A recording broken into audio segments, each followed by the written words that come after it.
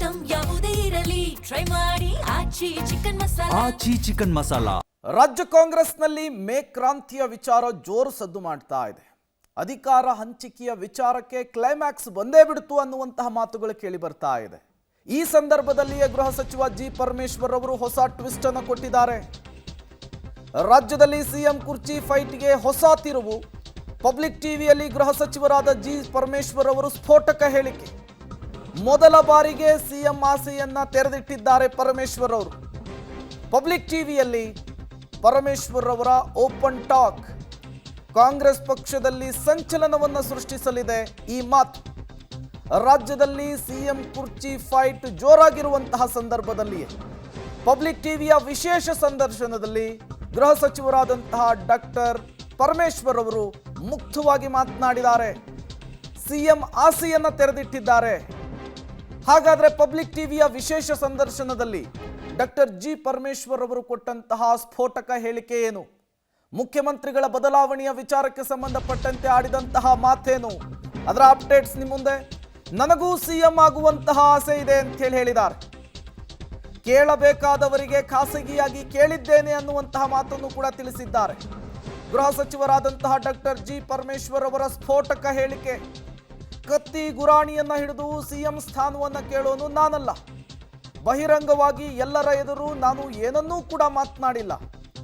ಗೃಹ ಸಚಿವರಾದಂತಹ doctor G Parameshwar ಅವರು public ಟಿವಿಯ ವಿಶೇಷ ಸಂದರ್ಶನದಲ್ಲಿ ಈ ಸ್ಫೋಟಕ ಹೇಳಿಕೆಯನ್ನು ಕೊಟ್ಟಿದ್ದಾರೆ.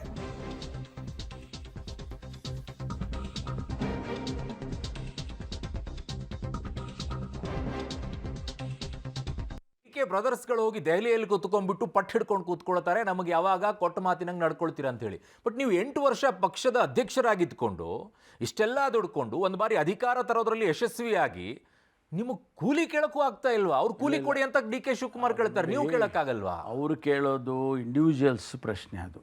ಓಕೆ, ಅವರು ಶಿವಕುಮಾರ್ ಅವರು ಅಧ್ಯಕ್ಷರಿದ್ದಾರೆ. ಅವರು ಅಧ್ಯಕ್ಷರಾಗಿದ್ದಾಗ ಸರ್ಕಾರ ಬಂದಿದೆ. ನೀವು ಅಧ್ಯಕ್ಷರಾಗಿದ್ದಾಗ ಸರ್ಕಾರ ಅವರು ಕೇಳೋದ್ರಲ್ಲಿ ತಪ್ಪಿಲ್ಲ.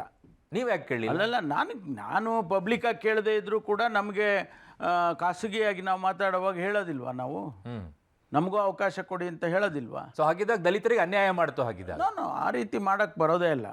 ದಲಿತರಿಗೆ ಅನ್ಯಾಯ ಮಾಡಕ್ ಬರಲಿಲ್ಲ. ಯಾವುದೇ ಸಮುದಾಯಕ್ಕೆ ಇವಾಗ ಯಾಕೆ ದಲಿತ ನಾಯಕರೆಲ್ಲ ದಲಿತರಿಗೆ ಒಂದು ಬಾರಿನೂ ಕೊಟ್ಟಿಲ್ಲ, ಒಂದು ಬಾರಿನೂ ಕೊಟ್ಟಿಲ್ಲ ಅಂತ ತಿಳ್ಕೊಳ್ಳಿ.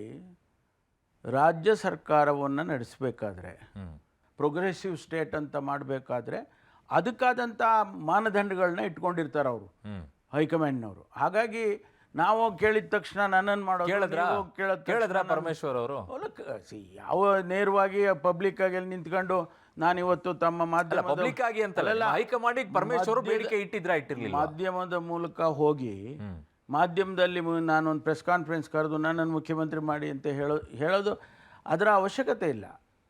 ನನಗೆ ಹೈಕಮಾಂಡ್ನವ್ರಿಗೆ ಪರಮೇಶ್ವರ್ ಏನು ಅಂತ ಗೊತ್ತಿದೆ. ಹೈಕಮಾಂಡ್ನವರಿಗೆ ಪರಮೇಶ್ವರ್ ಸಾಮರ್ಥ್ಯ ಗೊತ್ತಿದೆ. ಹೈಕಮಾಂಡ್ಗೆ ಒಂದು ವೇಳೆ ಪರಮೇಶ್ವರ್ಗೆ ಮುಖ್ಯಮಂತ್ರಿ ಮಾಡಿದರೆ ಅವ್ನು ನಡೆಸುವಂಥ ಸಾಮರ್ಥ್ಯ ಇದೆ ಅನ್ನೋದು ಗೊತ್ತಿದೆ. ಖರ್ಗೆ ಅವರೇ ಈಗ ಮುಖ್ಯಮಂತ್ರಿ ಆಗ್ತಾರೆ ಮಾಡೋಣ ಅಂತ ಹೇಳಿ ಹೈಕಮಾಂಡ್ ತೀರ್ಮಾನ ಮಾಡಿದ್ರೆ ನೀವು ಒಪ್ಕೊಳ್ತೀರಾ? ಖಂಡಿತವಾಗಿ. I am the first person to say welcome. Okay, ಯಾಕೆಂದರೆ ನೋಡಿ, ಅವರು ನನಗಿನ್ನ ಭಾಳ ಹಿರಿಯರವರು. ನನಗೆ ಒಂದು ರೀತಿಯಲ್ಲಿ ಹಿರಿಯ ಅಣ್ಣ ಅಂತ ಅಂದ್ಕೊಳ್ತೀನಿ ನಾನು.